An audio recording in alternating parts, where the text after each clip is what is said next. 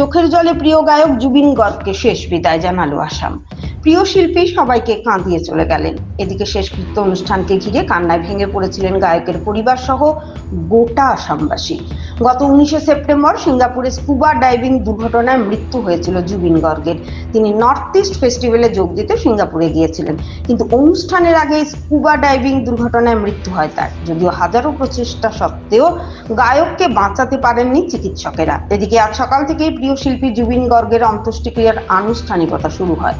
পূর্ণ রাষ্ট্রীয় মর্যাদায় প্রিয় শিল্পীকে শেষ বিদায় জানানো হয়। জুবিন গর্গের প্রতি শ্রদ্ধা জানাতে 21 বার তপধ্বনি দেওয়া হয়। ভাগ্নি করেন বোন পালমি বরঠাকুর এবং রাহুল গৌতম শর্মা। চন্দন কাঠ দিয়ে শেষকৃত্য সম্পন্ন হয়। অশ্রুসিক্ত নয়নের শেষ বিদায় জানানো হয় প্রাণের শিল্পীকে। আসাম তথা গোটা দেশের মানুষের হৃদয়ে সর্বদা উজ্জ্বল হয়ে থাকবেন জুবিন। সেখানে উপস্থিত অনেক অনুরাগী জয় জুবিন গর্গ বলে চিৎকার করেন। অনেককে আবার প্রিয় শিল্পীর শেষ ক্রিয়া ক্যামেরা বন্দি করতে দেখা যায়। এদিকে অন্ত্যেষ্টিক্রিয়ার আগে মুখ্যমন্ত্রী জুবিন গর্গকে শ্রদ্ধা জানানো হয়। বিধানসভার অধ্যক্ষ বিশ্বজিৎ দৈমারি ও প্রধানমন্ত্রীর তরফে প্রতিনিধি কেন্দ্রীয় মন্ত্রী কিরণ রিজিজু শেষ শ্রদ্ধা জ্ঞাপন করেন। কেন্দ্রীয় মন্ত্রী সর্বানন্দ সোনোয়াল, কেন্দ্রীয় রাজ্যমন্ত্রী পবিত্র মার্গারিটা, আসাম বিধানসভার বিরোধী দলনেতা দেবব্রত শইকিয়া, জুবিনের পিতা কপিল বরঠাকুর, পত্নী গরিমা গার্গ শেষ শ্রদ্ধা জানান। অরুণাচল সরকারের তরফে শেষ শ্রদ্ধা জানানো হয়। অন্তিম শ্রদ্ধাঞ্জলি জানান রাজ্য মন্ত্রিসভার একাধিক সদস্য ও বিধায়ক সকলে।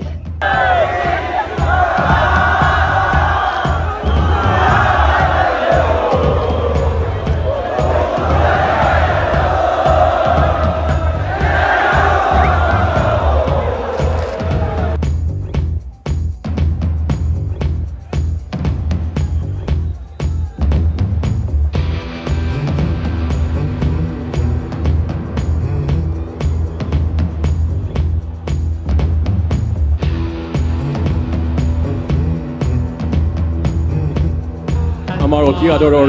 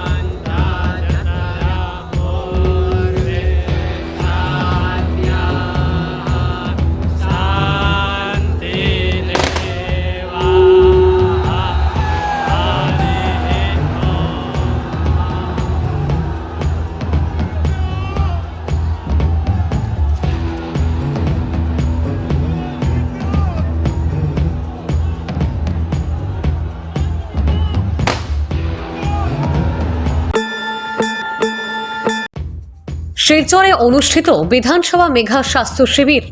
আসামের মুখ্যমন্ত্রী ডক্টর হিমন্ত বিশ্ব শর্মার নির্দেশে 23 সেপ্টেম্বর মঙ্গলবার শিলচর লিংক রোড টিটি কলেজের পাশে গ্র্যান্ড প্যালেস বিবাহ বাসরে অনুষ্ঠিত হয় এই স্বাস্থ্য শিবির। এদিনের শিবিরে 18 বছরের নিচের শিশু, কিশোর ও কিশোরীদের হৃদরোগ, স্নায়ুরোগ, কিডনি, লিভার, চক্ষু সহ 50টিরও বেশি রোগের স্ক্রিনিং করেন শিলচর মেডিকেল কলেজের বিশেষজ্ঞ চিকিৎসকেরা। প্রয়োজন বোধে উন্নত চিকিৎসার জন্য সরকারি খরচে বহিরাগত চিকিৎসারও ব্যবস্থা করা হবে। এদিন উপস্থিত ছিলেন জেলা আয়ুক্ত মৃদুল যাদব, বিধায়ক দীপায়ন চক্রবর্তী, বিজেপি কাছাড় জেলা সভাপতি সহ জেলা স্বাস্থ্য বিভাগের কর্মকর্তারা। माननीय जॉइंट डायरेक्टर ने आपको बताया कि ऑनरेबल आदरणीय प्रधानमंत्री जी के जन्म उत्सव पे आयोजित सेवा समर्पण सप्ताह के अंतर्गत हर समष्टि में हेल्थ कैंप का आयोजन किया जा रहा है, जिसमें आज सिलचर समष्टि में हेल्थ कैंप का आयोजन किया गया है, जिसमें आपका परीक्षा, प्रेरणा और चिकित्सा की व्यवस्था यहाँ पे करी गई है। जॉइंट डायरेक्टर ने आपको बताया कि इस कैंप को आयोजित करने के लिए हमारे ऑफिस में मल्टीपल मीटिंग्स करी गई, जिसमें हेल्थ डिपार्टमेंट के लोग, आशा वर्कर्स, एजुकेशन के डिपार्टमेंट के लोग, आंगनबाड़ी डिपार्टमेंट के लोग और हमारे पब्लिक रिप्रेजेंटेटिव साथ में बैठ के कि कैसे लोगों को आइडेंटिफाई करना है, आरपीएसपी का टीम कैसे आइडेंटिफाई करना है, कैसे लोगों को लेके आना है और उस कैंप को कैसे सफल बनाना है, इसके लिए प्रयास किया गया था। और आप सभी को मंच के माध्यम से बताना चाहता हूँ कि ये कैंप में सब चीज़ निःशुल्क है। आपको हम अपने कैंप आपके घरों से लेकर आए हैं, उसका ट्रांसपोर्टेशन की सुविधा जिला प्रशासन ने मुहैया कराई है और यहाँ पे आने के बाद आपका रिफ्रेशमेंट की सुविधा, यहाँ पे आपका जांच, उसके बाद आपका लैब टेस्ट, आपका मेडिसिन, सभी की सुविधा निःशुल्क तौर पे सरकार ने मुहैया कराई है।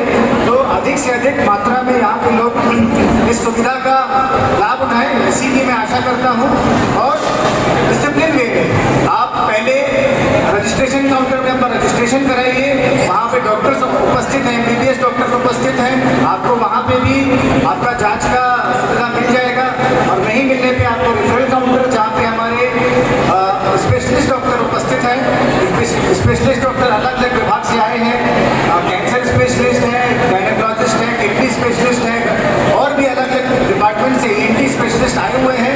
3-4 দিন থেকে বরাক উপত্যকা সহ গোটা আসামগঞ্জ রাজ্য আর শুধু আসাম না, ভারতবর্ষের বিভিন্ন প্রান্ত, বিশ্বের বিভিন্ন প্রান্তে যারা ভারতবাসী বা আসামবাসী শ্রদ্ধার জনসাধারণ রয়েছে সকলেই সুখস্তম। আমরা অত্যন্ত মর্মাহত, অত্যন্ত দুঃখিত। যেমন একটা ঘটনা হয়ে গেল যার জন্য আসাম রাজ্যে বিশেষ করে মানুষ আর এই মানুষের মনে একটা আবেগের সৃষ্টি হয়েছে যে আমাদের মধ্যে আজকে জুবিন গার্গ নেই। এই জুবিন গার্গ মহাশয় যিনি বরাক উপত্যকার সাথে যুক্ত ছিলেন শৈশবে, শ্রীভূমি জেলায় বরাক উপত্যকায় তিনি সিলেটিদের সাথে সুন্দর সিলেটি বলতেন। বাংলা যদি বলি তাহলে আমরা লক্ষ্য করেছি যে জুবিন গার্গ যখন পশ্চিমবঙ্গে গিয়েছেন, আমরা যেটা দেখি যে কলকাতার মানুষ যেভাবে কথা বলেন সেই কথাগুলো মনে হতো না তিনি একজন অসমিয়া ভাষাভাষী মানুষ না বাংলা ভাষাভাষী মানুষ, এইভাবেই বলতেন। বিষ্ণুপ্রিয়া মণিপুরে আপনারা জানেন যে একটা বৃহৎ সংখ্যায় বরাক উপত্যকায় রয়েছে, শিলচর বিধানসভা সমষ্টিতে রয়েছে। এই বিষ্ণুপ্রিয়া মণিপুরি ল্যাঙ্গুয়েজে উনি গান গেয়েছেন, সেখানেও বোঝা যায়নি যে উনি অসমিয়া না বিষ্ণুপ্রিয়া মণিপুরি। হিন্দি গান গেয়েছেন বা যখন হিন্দি কথা বলছেন তখন আমরা দেখেছি যে জুবিনদাকে কত সুন্দর করে হিন্দি বলতেন। শেষ গানটুকু যে ইংরেজি গান গেয়েছেন সেটাও আমরা শুনেছি সিঙ্গাপুরে। তাই বিভিন্ন ভাষা নিয়ে উনি চর্চা করে গেছেন, 43টা ভাষায় গান গেয়েছেন।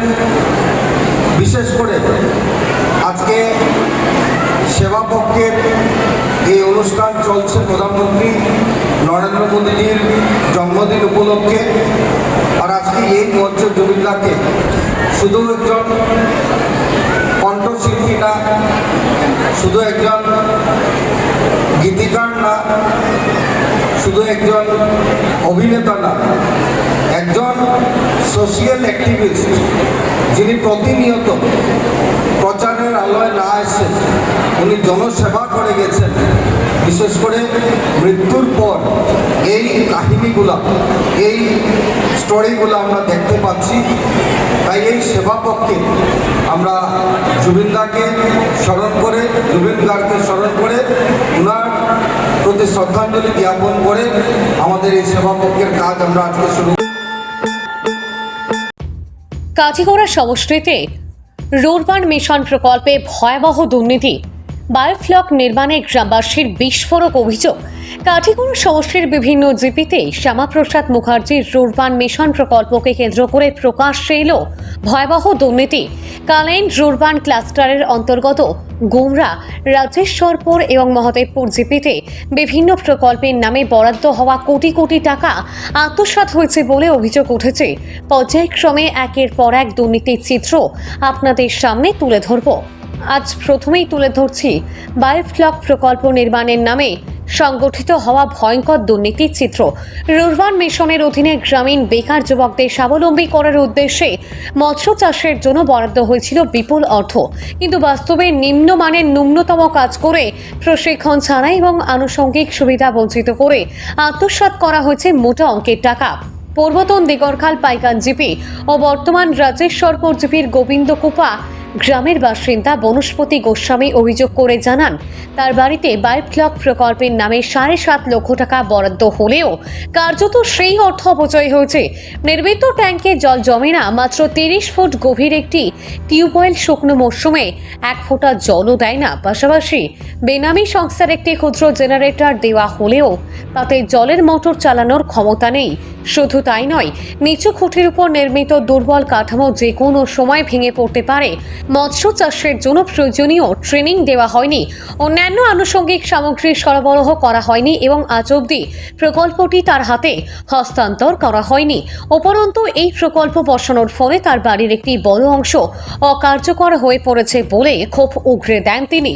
বনস্পতি গোস্বামী সতর্কবার্তা দিয়ে বলেন, অতি সত্বর ব্যবস্থা না নিলে তিনি আইনের দ্বারস্থ হবেন। তার দাবি, শুধু তার প্রকল্প নয়, গোটা অঞ্চলে এমন আরও বহু প্রকল্প রয়েছে যা কেবলমাত্র অর্থ অপচয়ের নজির ছাড়া আর কিছু নয়। আপনার নাম? বনস্পতি গোস্বামী, গোবিন্দনগর, আন্ডার পাইকান দিগরখাল জিপি, এখন রাজ্যেশ্বরপুর জিপি। তো এই যে বিল্ডিংটা বানাইয়া আমার জায়গা নষ্ট করছে 1 নম্বর, 2 নম্বর গভর্নমেন্টর পাবলিক ট্যাক্স পেয়ার্সর পয়সা নষ্ট করছে। এটা কমপ্লিটলি নন ফাংশনাল, কোনো কাজ না, জাস্ট বিল্ডিং বানাইয়া তারা রিপোর্ট পাঠাই দিছে, কাজ শেষ। কীটা স্কিম হয়েছিল এখানে? এটা রুরবানের আন্ডারে, rurban that is Shyama Prasad Mukherjee rurban development প্রোগ্রামের আন্ডারে এটা বায়োফ্লক ইউনিট যেটা। আচ্ছা আচ্ছা। এটা খালাইন ক্লাস্টারে 3টা জিপিএ পাইছে, মহাদেবপুর, পাইকান দিগরখাল আর এই গুমলা। হ্যাঁ, তো সব জায়গাতেই বোধহয় হয়েছে, কিন্তু আর কেউ লড়াচড়া করেন না। আমি লেখছি, আরটিআইও করছি এটার ব্যাপারে, কারণ আমার জায়গা নষ্ট হয়েছে, ফাংশনাল নাই। এটা বানানো হয়েছিল মানে কি লাগে? মৎস্য চাষের লাগে। মৎস্য চাষের লাগে। কিন্তু আপনারা কোনো হ্যান্ড ওভার করছে? হ্যান্ড ওভার করছে না, কিচ্ছু করছে কোনো না, ট্রেনিং দিছে? কোনো কিচ্ছু নাই। আচ্ছা, যে মৎস্য চাষের লাগে বা সিডস বা ফিড, মানে ফিড যেগুলো আছে এগুলো কিছু দেওয়া হয়েছে নি? এগুলা দেওয়া হয়েছে না, কিন্তু আমি যেটা জানি এসএমআর এই রুরবানের আন্ডারে সিড প্লান্ট বানানি হয়েছে, মানে বিশেষ করে ফিড সিডস প্লান্ট আর এই ফিশ ফুডও বানানি ওর। কিন্তু কই বানানি ওর কিতা না আমি কিছু জানি না, মানে কোনো কিছু ডিটেলস আমরা কইছে না। যেমন একটা প্রজেক্ট বার হওয়ার আগে একজন মানুষের এডুকেট করতে লাগে, তোমার এই স্কিম দেওয়া হয়েছে, এই স্কিমে এই বেনিফিট তুমি পাইবাই গভর্নমেন্ট অফ ইন্ডিয়ার যে স্কিমে হোক, কোনো কিছু কইছে না, সব লুকাইয়া রাখা। পাবলিকের কাছে ডিসকাস করতো, তো আমি জানবো তো আমার অধিকার। প্ল্যান এস্টিমেট যেটা আছে আপনারা দেখাইছেন এগুলো? কিচ্ছু দেখাইছে না। আমি 2022-এও একবার করছিলাম, তখন বোধহয় এই স্কিমটা চালু হয়েছিল না, কিন্তু তখনও আমার যাই ঘুরাইয়া ফিরাইয়া দিলেইছে। আমিও নিজের কাজে ব্যস্ত আসলাম, এলে কালেক্ট করতে পারছি না। ওখন আমি ফ্রি আছি, ওখন আমি আরটিআই করছি জানার লাগিয়া পুরা কিচ্ছু। এখন আরটিআই রিপ্লাই যদি দে, কারণ তারা আবার ঘুরাইলে বহুত রকম উল্টা পাল্টা করে, যে এবার পারতো না, এবার আমি ফ্রি আছি, 24 আওয়ার্স ফ্রি। এর লাগে এখানে যে মাছের ট্যাঙ্কগুলো বানাইছে এগুলো কি প্রপার হয়েছে নি? এস্টিমেট মতো জানেননি কিছু? না, কিচ্ছু জানি না, আমার কাছে জানাই নেই। আমি তো জানি, আমার তো মনে হইতে 7টা ট্যাঙ্ক দিছে তারা, ওখানে কেন 4টা ট্যাঙ্ক দেখি, আর আমি ওখানে একটু দেখি আর কি, বার করিলেই তারপরে দেখি কিতা হয়। ট্যাঙ্কগুলো ভালো আছে, ভালো অবস্থায় না আছে? না, সব লিক করে, জল লিক করে, কারণ জল দিলে জল নাই হয়ে যায়। আমি একবার দিয়া দেখছি, জল নাই হয়ে যায়। জলের সোর্সটা কিতা এখানে? জলের সোর্স বোরিংটাও 30 ফুট, শীতের দিনও শুকনা থাকে, শুকনো থাকে। আর ইলেকট্রিফিকেশনের লাগে কি দিছে তারা? ইলেকট্রিফিকেশনের লাগে বাঙ্গা একটা জেনারেটর দিছে। বাঙ্গা জেনারেটর বলতে এক জায়গায় বাঙ্গা, আর 2 নম্বর হইল এটার কোনো লোড লয় না। এই যে বোরিংয়ের যে জল উঠাইবার যে ইয়েটা আর কি, পাওয়ার, এই জেনারেটর। কি ব্র্যান্ডের দিছে এটা? কিতা ম্যাট্রিক্স না কিতা, ওয়ারেন্টি নাই, গ্যারেন্টি নাই, মেমো নাই, কিচ্ছু নাই। আচ্ছা, কত কেবির জেনারেটর এটা 1 কেবি, মাত্র 1 কেবি না? ও 1 কেবির লাগে আপনার এই মানে মোটরের লোডটা নিতে না, মোটরের লোড নেন না। তো এই জায়গাটা যে আপনার জায়গার মধ্যে যে বসাইছে, জায়গার কোনো রেন্ট দেননি কিছু? না না না, রেন্টের লাগে তো এখন দাবি করবো, যদি ফাংশনাল না হয় নেক্সট সিজন পর্যন্ত, নেক্সট এপ্রিল পর্যন্ত, তাইলে এটার লাগে আমি কোর্টও যাইমু। ওই আইদার তারা বিল্ডিং উঠাইয়া নিত, নাইলে ফাংশনাল করতো, আর নাইলে রেন্ট দিত। আপনার এরিয়ার মধ্যে কেমন আছে এরকম প্ল্যান? এরকম আমার মনে হয় 15-20টা আছে, মানে 3টা জিপিএ মিলে, আমি যতটুকু আন্তা জানি। শিওর জানেন না? শিওর জানি না, আরটিআই মানে সবগুলোর একই অবস্থা? সব এক। আমি জিগেছি 2-1 রে বেনিফিশিয়ারিরা, তারা কইছে না একই অবস্থা, জেনারেটর চলে না, তে এটার লিকেজ আছে, ট্যাঙ্কির বহুত ডিফেক্ট আছে। মানে তারা এখান থেকে স্কিমটা আনে সারি এখানে বয়াইছে, এটা কে কাজটা করেছে জানেননি কিছু? এটা না কাজও খেয়ে করাইছে জানি না, জানেন না? না। আমি কন্ট্রাক্টরের নামও চাইছি RTI। মানে ব্লক থেকে হয়েছে এটা? না না না, জেলা পরিষদ। ও জেলা পরিষদ থেকে হয়েছে। অলরেডি আমি একটা চিঠিও দিয়ে রাখছি, কমপ্লেন দিছি। এখন তো সেপ্টেম্বর চলে, অগাস্টর ফার্স্ট উইকে আমি চিঠি দিছি, কিন্তু কোনো রিপ্লাই দেন না। আচ্ছা। হ্যাঁ, তারা আবার শুনছি যে বিলও বলে পেমেন্ট হয়ে গেছে গিয়া। তো উইদাউট হ্যান্ড ওভার, উইদাউট আমার কমেন্ট না শুনিয়া যে এটা হয়েছে কি না, তারা বিল কিভাবে দিল? বা ফাংশনাল নাই জিনিসটা। ফাংশনাল নাই, কিচ্ছু নাই। এটা ফাংশনাল এখন করতে হইলে আর 1 লাখ টাকা খরচা লাগবো, কারণ জেনারেটর লাগবো, তারপরে ওই কিতা হয় বোরিং ইনক্রিজ করতে লাগবো, বোরিংটা, তারপরে নেট সেট, এগুলা লোয়ার নেট লাগাইতে, প্লাস্টিকের নেট লাগাইছে, বান্দরে আইয়া সিঁড়িলাই। আর ঘরের যে কাজটা সেটা কি ভালো হয়েছে নি? না না, ঘরের তো পিলারের আপনারা দেখবা যে পিলারের ডিস্টেন্সটা দেখবা, এটা সাইক্লোনিক এরিয়া, মানে বাংলাদেশ থেকে যে অনেক সময় এই নিম্নচাপের ফলে যেগুলো সাইক্লোন হয় ফড়ি যাব, এবার গতবার পড়ছে না হয়তো, কিন্তু এটা জঙ্গল লাগিয়েছে, এখন ফড়ি যাব নেক্সট টাইম। খুঁটিগুলা প্রপার হয়েছে? না না না না, কিচ্ছু প্রপার হয়েছে, সব ইয়ে। আর ঘরে কিটা? ঘরে তো ওই যে সাইক্লোন টাইপ বা তুফান দিলে ঘরে লড়াচড়া করে যে কোনো সময় ভাঙতে পারে, অ্যাক্সিডেন্ট হইতে পারে। আমি এদিকে আসা যাওয়া করার সময় অ্যাক্সিডেন্ট হইতে পারে। তারপর বোরিংটা হইতে গেছেন?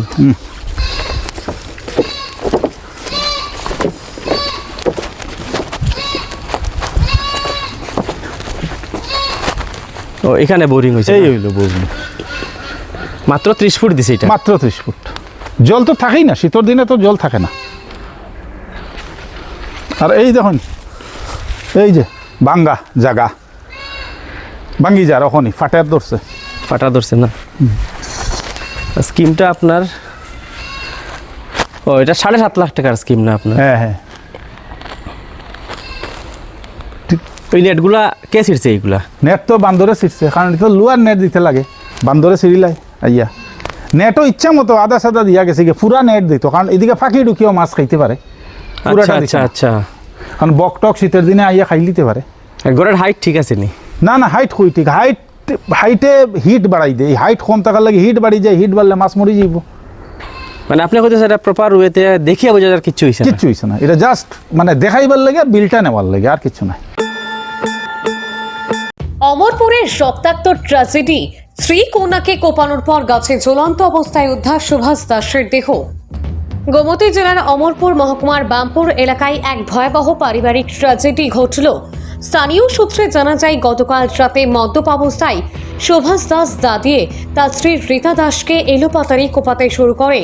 মায়ের আত্মচিৎকার শুনে এগিয়ে আসা তাদের কন্যা পিপাসা দাসও দায়ের কূপে গুরুতর আহত হয়। ঘটনাটি প্রত্যক্ষ করে এলাকাবাসীরা তৎক্ষণাৎ দমকল বাহিনীকে খবর দেয়। দমকল কর্মীরা দ্রুত ঘটনাস্থলে পৌঁছে আহত রীতা ও পিপাসাকে উদ্ধার করে অমরপুর মহকুমা হাসপাতালে নিয়ে যায়। কর্তব্যরত চিকিৎসকরা প্রাথমিক চিকিৎসার পর রীতাকে গুরুতর অবস্থায় গোমতী জেলা হাসপাতালে স্থানান্তরিত করেন। পরে অবস্থার আরও অবনতি হওয়ায় তাকে আগরতলা জেবি হাসপাতালে পাঠানো হয়। অন্যদিকে মেয়ে পিপাসাকে প্রাথমিক চিকিৎসার পর ছেড়ে দেওয়া হয়। এদিকে ঘটনার পর থেকে অভিযুক্ত সুভাষ দাসকে খুঁজে পাওয়া যাচ্ছিল না। বীরগঞ্জ থানার পুলিশ অভিযানের পরও তার কোনো হদিশ পায়নি। কিন্তু আজ সকালে বামপুরে চন্দ্রমোহন পাড়ায় ছড়ার ধারে একটি গাছে স্থানীয়রা সুভাষ দাসের ঝুলন্ত দেহ দেখতে পান। খবর পেয়ে পুলিশ ঘটনাস্থলে পৌঁছে মৃতদেহ উদ্ধার করে ময়নাতদন্তের জন্য পাঠায় এবং একটি অস্বাভাবিক মৃত্যু মামলা রুজু করে তদন্ত শুরু করে। এই চাঞ্চল্যকর ঘটনাকে ঘিরে গোটা এলাকায় শোক ও আতঙ্কের ছায়া নেমে এসেছে। কান্নার রোল উঠেছে সর্বত্র। স্থানীয়রা জানাচ্ছেন, দীর্ঘদিন ধরেই সুভাষ দাস মদ্যপ অবস্থায় পরিবারের সঙ্গে অশান্তি করত, তবে এভাবে রক্তাক্ত পরিণতি ঘটবে তা কেউই কল্পনা করতে পারেননি। পুলিশ জানিয়েছে, তদন্তের স্বার্থে মৃত সুভাষ দাসের পরিবারের সদস্য ও প্রতিবেশীদের জিজ্ঞাসাবাদ শুরু হয়েছে। ঘটনার নেপথ্যে পারিবারিক কলহ নাকি অন্য কোনো কারণ, সেটি খতিয়ে দেখা হচ্ছে। ত্রিপুরা থেকে গোপাল সিংহের রিপোর্ট, আসাম প্রাইম নেটওয়ার্ক।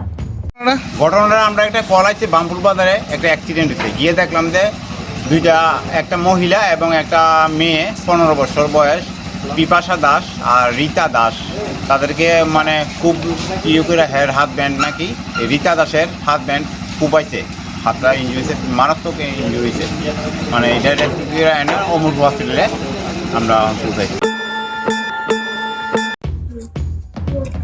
গোপন খবরের ভিত্তিতে নেশাসহ এক নেশা কারবারিকে আটক করল চোরাইবাড়ি থানার পুলিশ।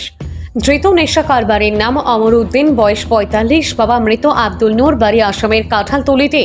এ বিষয়ে ধর্মনগরের এসডিপিও জয়ন্ত কর্মকার জানিয়েছেন, গোপন সূত্রের মাধ্যমে পুলিশের কাছে খবর আসে কাঁঠালতলির দিক থেকে বাইকে করে একটি ট্রাক কনসাইনমেন্ট রাজ্যে আসছে। সেই খবরের ভিত্তিতে চুরাইবাড়ি থানার ওসি ও অতিরিক্ত ওসি প্রতিময় চাকমা বাগন গজারভিল এলাকা থেকে কেরালা নম্বরের একটি বাইক সহ নেশা কারবারিকে আটক করা হয়। পরবর্তীতে একজন ডিসিএম এর উপস্থিতিতে বাইক তল্লাশি চালিয়ে মোট ৮,৩৮৫টি ইয়াবা ট্যাবলেট উদ্ধার করতে সক্ষম হয়। জব্দকৃত ইয়াবা ট্যাবলেটের বাজার মূল্য ৪০ লাখ টাকা হবে। তিনি জানান, ধৃতের বিরুদ্ধে সংশ্লিষ্ট ধারায় মামলা গ্রহণ করা হয়েছে। ঘটনার তদন্ত শুরু করেছে চুরাইবাড়ি থানার পুলিশ। ভানুচন্দ্রের রিপোর্ট, আসাম প্রাইম নেটওয়ার্ক। নাগাদ গোপন সূত্রের মাধ্যমে আমরা একটা খবর পাই যে কাঁঠালতলির দিক থেকে একটি ড্রাগ কনসাইনমেন্ট নিয়ে ট্যাবলেট আসছে বাইকে করে। এই খবরের ভিত্তিতে আমার চুরাইবাড়ি থানার ওসি সেকেন্ড অফিসার প্রীতিময় চাকমা এবং সিভিল ড্রেসের একটা টিম এবং ইউনিফর্ম একটা টিম আমরা রেড করি বাগন গজারভিল এরিয়াতে। ওইখানে ঠিক 4:30টার দিকে আমরা একটা কেরালা রেজিস্ট্রেশন নাম্বারের একটা বাইক একটা ইন্টারসেপ্ট করি। ওইখানে ওই বাইকের মধ্যে যিনি আরোহী ছিলেন তার নাম ছিল কমর উদ্দিন। ওনাকে আমরা আটক করি। এরপর আমরা ডিসিএম এবং ফরেন্সিক টিমের উপস্থিতিতে ওনার চেকিং হয়। চেকিংয়ের সময় ওনার পজিশন থেকে 8,385টা ইয়াবা ট্যাবলেট আমরা ওনার পজিশন থেকে পাই এবং ফর্মালিটি অনুযায়ী ওই contraband item including Kerala registration number bike দুইটাই আমরা সিজ করি। সিজ করার পর তাকে আমরা থানাতে নিয়ে আসছি। এখন তার বিরুদ্ধে একটি স্পেসিফিক এনডিপিএস এর মামলা হবে। কালোবাজারের মূল্য যেটা বলছেন সেটা অনুমান 40 লাখ রুপিস হবে প্রায়। তার কাছ থেকে আমরা একটা মোবাইল ফোনও আমরা রিকভারি করেছি। সেই মোবাইল ফোনের সিডিআর এবং এসডিআর আমরা অ্যানালাইসিস করব এবং তাকেও জিজ্ঞাসাবাদ করা হবে এবং তার পিছনে যে চক্র কাজ করছে তাদের বিরুদ্ধে আমরা যথাযথ আইন অ্যাকশন আমরা নেব। প্রাথমিকভাবে যে বলছে সে ঝারঝারি ওর বাড়ি যেখানে আছে কাঁঠালতলি থেকে সে নিয়ে আসছে, হয়তো বা আসামের কোনো প্রান্ত থেকে সে কালেকশন করেছে। নিয়ার গ্রামে প্রধানমন্ত্রী আবাস যোজনা নিয়ে ক্ষোভ, টাকা নিয়েও বঞ্চিত গরিব পরিবার, ঘর মেলেনি আজও। কাছাড় জেলার নিয়ার গ্রাম দ্বিতীয় খণ্ড টুকের গ্রামে প্রধানমন্ত্রী আবাস যোজনা PMAY নিয়ে তীব্র ক্ষোভ ও অসন্তোষ দেখা দিয়েছে। গ্রামবাসীদের অভিযোগ, 2025 সালের মার্চ ও এপ্রিল মাসে যেসব ঘর গরিব মানুষদের হাতে পৌঁছানোর কথা ছিল সেই ঘর আজও অধরা থেকে গেছে। অভিযোগ আরও গুরুতর, স্থানীয় দরিদ্র মানুষদের দাবি জীবিকা সখীর আন্ডারে ঘর বরাদ্দের নামে টাকা নেওয়া হয়েছে, অথচ বাস্তবে বেশিরভাগ পরিবারই এখনো ঘরের মুখ দেখেননি। একজন ভুক্তভোগী বলেন, আমাদের কাছ থেকে পয়সা নেওয়া হয়েছে কিন্তু ঘর আজও হাতে আসেনি, কবে পাবো তা কেউ বলতে পারছে না। গ্রামের আরো অনেকে দুঃখ প্রকাশ করে জানান, দারিদ্র্যের কারণে তারা দিনের পর দিন কষ্টে দিন কাটাচ্ছেন। সেই অবস্থায় সরকারিভাবে আবাসন প্রকল্পের আওতায় নতুন ঘর পাওয়ার আশা জেগেছিল, কিন্তু ঘর না পেয়ে হতাশা আরো গভীর হয়েছে। স্থানীয়রা দাবি তুলেছেন, প্রকৃত গরিবদের হাতে দ্রুত ঘর পৌঁছে দেওয়া হোক। টাকা নেওয়া হলেও যারা এখনো বঞ্চিত তাদের জন্য অবিলম্বে ব্যবস্থা গ্রহণ করা হোক। পুরো প্রক্রিয়ার উপর তদন্ত চালিয়ে স্বচ্ছতা নিশ্চিত করা হোক। গ্রামের মানুষ আশা করছেন প্রশাসন ও সংশ্লিষ্ট কর্তৃপক্ষ দ্রুত এই অনিয়মের সমাধান করবে, না হলে তাদের আন্দোলনে নামতে বাধ্য হবে। আমরা পঞ্চায়েতের কাছে 5,000 টাকা লিস্টর নাম মাইবার লাগিয়া পঞ্চায়েতে 5,000 টাকা রাখছেন। তাই রাখিয়া বলছেন, ঠিক আছে তোমার গড় আইব, তুমি 2-1 মাস বাড়ছাও। এর বাদে কয়দিন 5-6 মাস যাওয়ার বাদে তানো গেছি, যাওয়ার বাদে তাই গিয়া পাইছি না, তাই বোম্বাইত না খানো গেছেন গিয়া, তার লগে তো ফোনের কোনো ইয়াত কন্ট্যাক্ট হয় না আমরা। এরপরে আইসেন আর একদিন জীবিকা চৌকি কইছেন, তাই না আইসেন আর একদিন আইয়া ফর্ম লইয়া আইয়া যে করে ফটো নিছেন। ফটো নেওয়ার বাদে টাকা দিছি আরো 1,000। তাই কথা আগত যেটা দিছো 1,000 সবে দিছি, দেওয়ার বাদে আমার বাইও 1,000 টাকা দিছে দেওয়ার। তাই কইছেন আগে যেটা দিছো এটা হয়েছে এখন করব তোমার শিওর হইব, আগর এটা ক্যান্সেল হয়ে গেছে হইয়া টাকা 1,000 নিছেন আমার বাইতে নেওয়ার পরে এখন যখন লিস্ট আইছি লিস্ট থেকে আমরা নাম নাই। যারা 2,000 দিতে আছেন তারা বেশবার করে টাকা দিতে পারেন, ফাক্কার গড় তাকিয়াও তারা রাইছে, তারা 2বার করে তারা রাইছে। আর আমরা বাঙ্গা গড় তাকিয়াও আমরা রাই না। আর গড়ের হালত দেখো।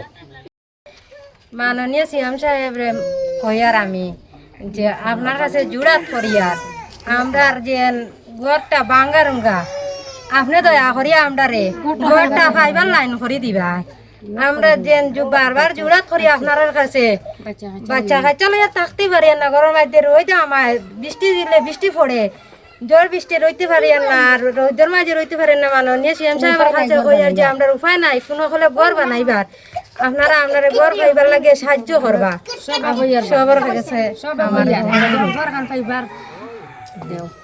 আমরা গত রোজা মাস থেকে রোজার পর থেকে আমরা জীবিকা খেয়ে জানি না আমরা বাবার নাম জানি না 2000 টাকা নিজে ফটো নিজে নিয়ে কাগজটা তাই বাইর লইয়া গেছে আমরা কিন্তু জলের মাঝে আত্মীয় বারবার বলাতে আমরা বুড়ার আমরা কোনো সাইড হইয়া না মানুষের বাড়িতে আমরা থাকি এখন আমরা কোনো সাইড নেই আমরা গড় দরজা নাই জমা দিয়ে কিন্তু আমরা ঘর আয় না আর বিগত দিনও আপনারা কিতা রোজা মাস পরে একবার যেটা কষলায় রোজা মাস আমরা একবার রোজা মাস বাদে আমরা একবার ফিরবার দিয়েছি দেওয়ার বাদে আমরা এটা আয় না আমরা গুলা ডুবে এলে আমরা গুলা ডুবিয়া ইয়া মানুষের বাড়ি বাড়ি তাকি গিয়ে নাইন লইয়া বাচ্চেন হয়তো বেশিরভাগ আমরা বাড়ির আমরা ফার্স্ট পরিবার আমরা বেশ দুটা বিলর ভার হয় ইয়া করতে ফার্স্ট পরিবার হতে এই সাইডে প্রায় পরিবার আছে যে আমরা ও বাড়ির মাঝে আচ্ছা তোমার তাম বাড়ি ফার্স্ট পরিবার আমরা বিলর ভার হয় ইয়া করতে যা বানাইছি ভাঙ্গা ভাঙ্গি রুঙ্গে লইয়া গেছে আমরা জায়গা জমিন নাই আমরা অন্য জায়গা জমিন লইয়া আমরা নগর যা বানাইছি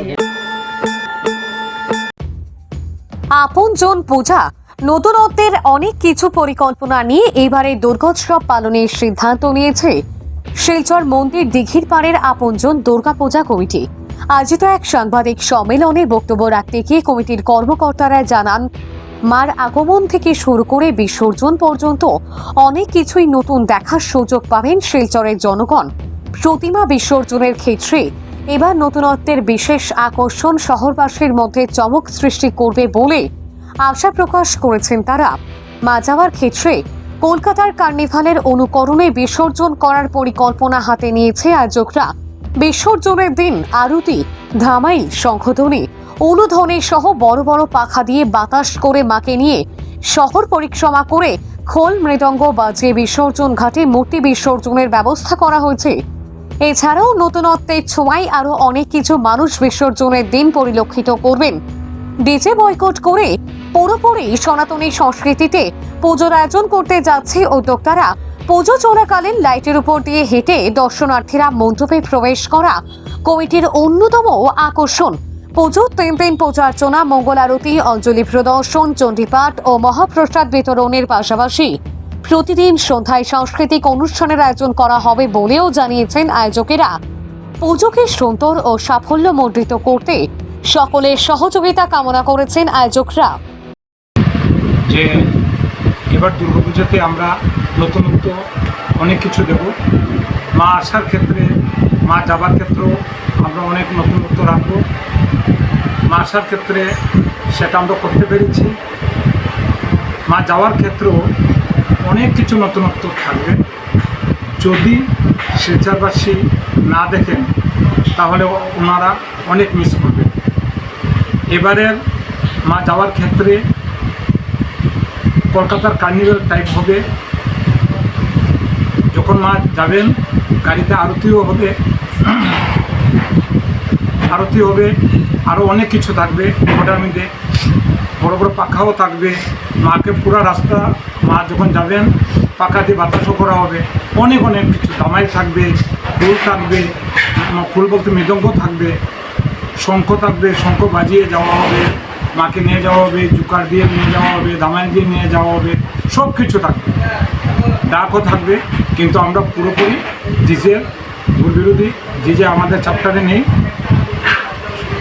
পুজোতে এবার দুর্গাপুজোতে অনেক লাইটিংয়ের ছড়াছড়ি থাকবে।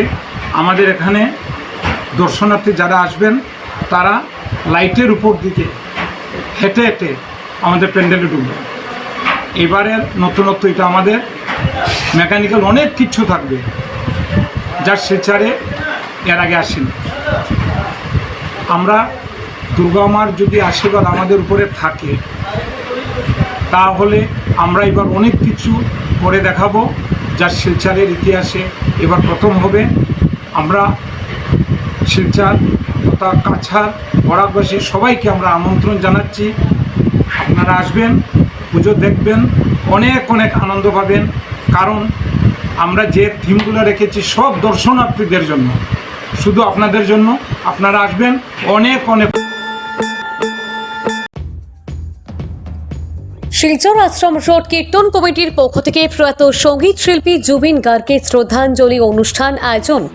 মঙ্গলবার শিলচর সৎসংঘ আশ্রম রোড কীর্তন কমিটির ব্যবস্থাপনায় প্রয়াত সঙ্গীত শিল্পী জুবিন গার্গকে বিনম্র শ্রদ্ধাঞ্জলি অর্পণ করেন কমিটির কর্মকর্তারা।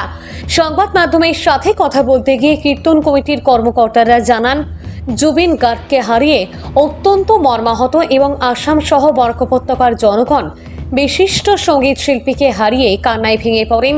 100 জনেরও অধিক অনুরাগীরা এই শ্রদ্ধাঞ্জলি অনুষ্ঠানে অংশগ্রহণ করেন। শ্রদ্ধাঞ্জলি অনুষ্ঠানে উপস্থিত ছিলেন অনন্ত দাস, দিলীপ দাস, গিরীন্দ্র দাস, সন্তোষ দাস, দীপক সরকার, সোনার দাস, রাজকুমার দাস, বৈদ্য দাস, সুশেষ দাস, প্রতাকী রঞ্জন দাস। মায়াবিনী রাতের বুকু দেখা পালো তোমার ছবি, দরা দিলা গোপনে আহি হিয়ার গুনো। তুমি যে মন উকান মনত নিয়ৰৰে চেষ্টা তোপা নামি অহা ৰ'দৰে। আজ আশ্রম রোড কীর্তন কমিটির পক্ষ থেকে স্বর্গীয় জুবিন গার্গ মহাশয়কে শ্রদ্ধাঞ্জলি অর্পণ করার জন্য আমরা আশ্রম রোডের কীর্তন কমিটি সমবেত হয়েছি। অত্যন্ত দুঃখের সঙ্গে আমরা এই শ্রদ্ধাঞ্জলি অর্পণ করছি। আপনারা সবাই অবগত আছেন যে উনি শুধু আসামের নয়, ভারতবর্ষের একজন প্রখ্যাত কণ্ঠশিল্পী ছিলেন। দুর্ভাগ্যবশত গত 19শে সেপ্টেম্বর সিঙ্গাপুরে স্কুবা ডাইভিং করতে গিয়ে দুর্ঘটনার কবলে পড়েন এবং ওনার মহাপ্রয়াণ ঘটে। এই কণ্ঠশিল্পীকে আমরা চিরদিনের জন্য হারিয়ে ফেলেছি। ভারতের গর্ব। এই আমরা ওনার আত্মার শান্তি কামনা করি এবং ওনার পরিবারের প্রতি আমরা সমবেদনা। নেশামুক্ত ত্রিপুরা, HIV মুক্ত ত্রিপুরার লক্ষ্যে নমো ইউবা রান কর্মসূচি শুরু। উত্তর ত্রিপুরায় শুরু হলো নমো ইউবা রান কর্মসূচি ফর নেশামুক্ত ভারত স্লোগানকে সামনে রেখে আয়োজিত এই কর্মসূচির মূল উদ্দেশ্য ত্রিপুরাকে নেশামুক্ত ও HIV মুক্ত করা।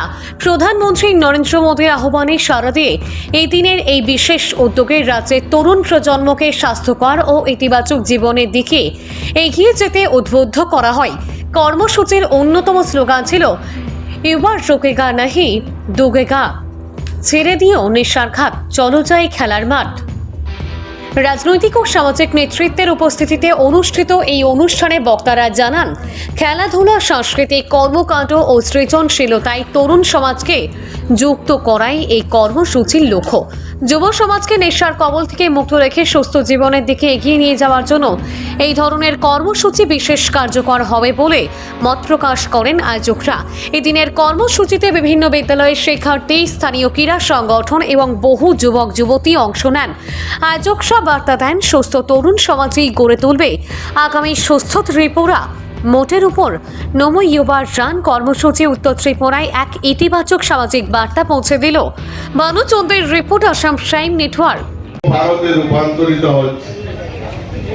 আজকে ভারত যুবাদের উপর দায়িত্ব দেওয়ার সংকল্প নিয়েছে।